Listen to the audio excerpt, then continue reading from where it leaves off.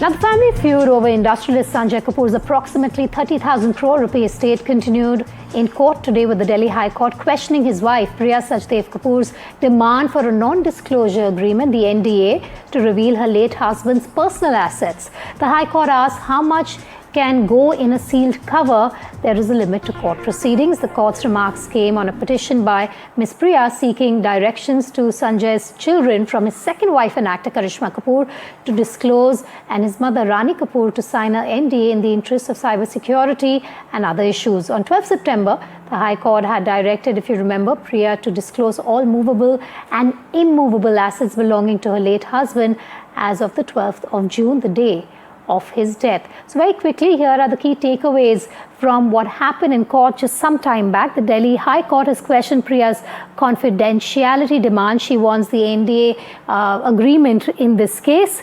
Moving on, let's bring you more points now. The High Court raised doubts over Priya Kapoor's demand, saying that how much can be really put into a sealed cover. The Delhi High Court also said it is difficult to keep a will confidential.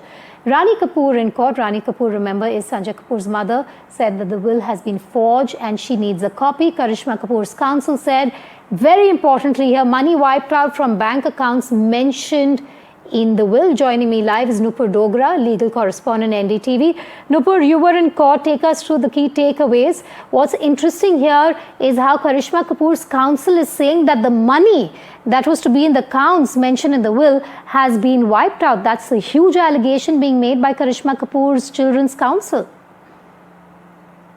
Fact, they had made this argument while countering Priya's demand to seek a non-disclosure agreement from all the parties before disclosing the personal assets left behind by Sanjay Kapoor. Now they said that they, after accessing the will, remember in the last hearing, they were asked by the court to sign NDA for the will as well.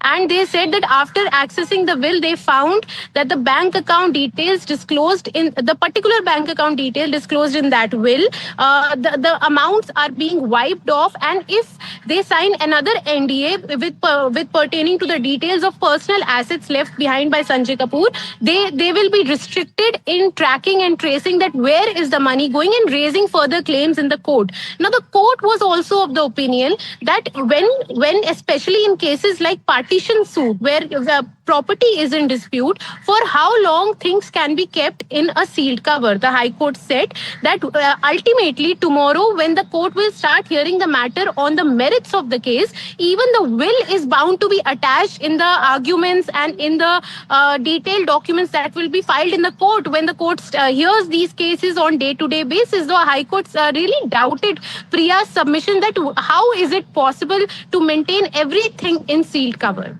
No, but what's the road ahead now? What should we expect in the coming hearing, in the next hearing?